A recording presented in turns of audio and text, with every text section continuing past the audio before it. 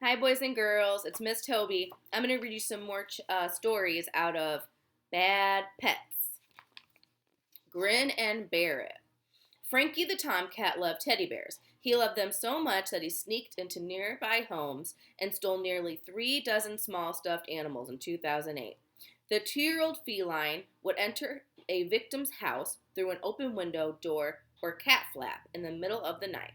Then he would swipe a plush toy or animal and bring the stolen item back through the pet door of his home and triumphantly leave it in the same spot in the living room. Frankie looks very pleased with himself when he comes in with these presents, his owner Julie Bishop of Swindon, England, told the Daily Mail. He's been going out of the house and coming back with all these toys for pretty much as long as he's been allowed to. They're all soft toys for cats. He doesn't really play with them. He dumps them and goes out looking for something else. One time, rather than bring home another stuffed animal, he showed up with a giant squeaky hamburger. Wanting to do the right thing, Bishop plastered her town with posters, trying to return the stolen stuffed animals to the rightful owners. This is called a louse of a mouse. A field mouse that escaped after being captured by an elderly homeowner got even with the man by stealing his lower dentures and hiding them inside a wall. The mouse had taken up residence in the home of 68-year-old Bill Exner and his wife Shirley. When the couple first heard the rodent making scratching sounds in the bedroom wall, they set out a humane trap on the floor, using peanut butter for bait. Sure enough, the mouse was caught. Exner put it in a cleaned out, gallon-sized pickle jar, with plans to drive the rodent out into the country and release it. I left the top off the pickle jar. I figured there's no way this guy can get out, but he escaped, Exner told the Morning Sentinel. He caught the mouse a second time. I put the cover on loosely so he could breathe, and he got out again. Exner trapped the mouse a third time, only to have it escape once more. That night, when Exner went to bed, he removed his lower dentures, but he was too tired to put them in the bathroom as he usually did, so he laid them on his nightstand. The next morning, the false teeth were gone. He and his wife scoured the bedroom looking for them. We moved the bed, moved the dressers and the nightstand, and tore the closet apart, he told the newspaper. I said, I know the little stinker stole my teeth. I just know it. In a corner behind the nightstand, the couple found an opening in the wall between a baseboard heater and a structure that covered a water pipe. Convinced that the mouse had hidden his dentures on the other side of the opening, Exner called his daughter's fiancé for help. He brought a crowbar and hammer, and he sawed off a section of wood and pulled up the molding and everything, Exner said. It was quite a job. We pulled out and looks down and he goes, I don't believe it. There they are. The dentures were inside the wall, lying right there. They were not damaged. The mouse didn't bite them or anything. It looks like he was saying, I'm going to get even with you for putting me in that jar.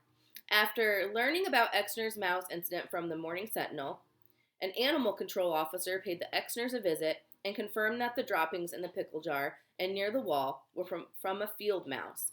He said such a rodent is like a pack rat that spirits away seeds and other food. Folker told the newspaper that there were more than one mouse in the house and that the thief probably had an accomplice who helped him haul the dentures inside the wall. It's like in the cartoons. One pushes, one pulls, Folker said. They're pretty ingenious in what they do, and I'm sure the smell of food on the dentures has something to do with it. After Exner disinfected his dentures by boiling them and soaking them in peroxide, he set out the trap once again. By now, however, the mouse had wised up and avoided the trap. It was also acting cocky. Sometimes it would appear out of nowhere and just sit and stare at Exner, according to his wife. He's taunting him, she told the newspaper. I swear he's taunting him. Eventually, the peanut butter was too tempting to resist. And for the fourth time, the mouse was caught in a trap. And so was another one, the suspected accomplice. Exner turned them over to Folker, who took them for a far drive from the house and released them back into the wild where they belonged. Those are some naughty mice. I'm going to read you guys Book Crook. A golden retriever named Wolford loved a good book, but his fondness for literary works reached an extreme when he tried to steal one from the library, and the case wound up in court. Wolford, owned by David of Norfolk, Virginia, had a thing about books. Because the family liked to read, there were books everywhere in the house. Whenever a guest came, Wolford would pick a book with his teeth and hand it to the person.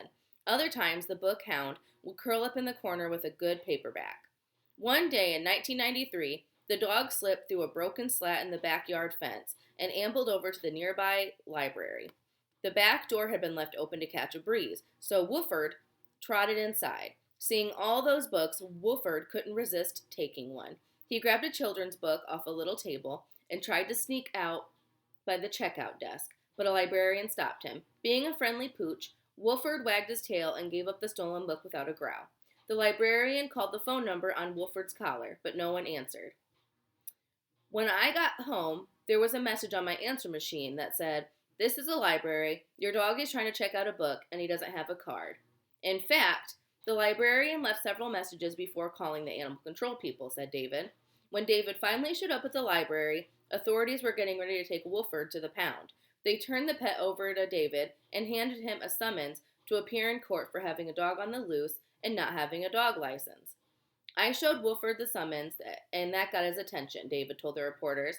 "Afterward, he was burying bones out in the yard. I guess he felt we weren't going to feed him if things went badly in court." When David appeared in court, Judge William read the details of the case and asked him, "Was the dog trying to take a book out of the library?" "No, Your Honor," the owner replied. "He wasn't taking it. He was in the checkout lane when they found him." "Well, that's good to hear," said the judge.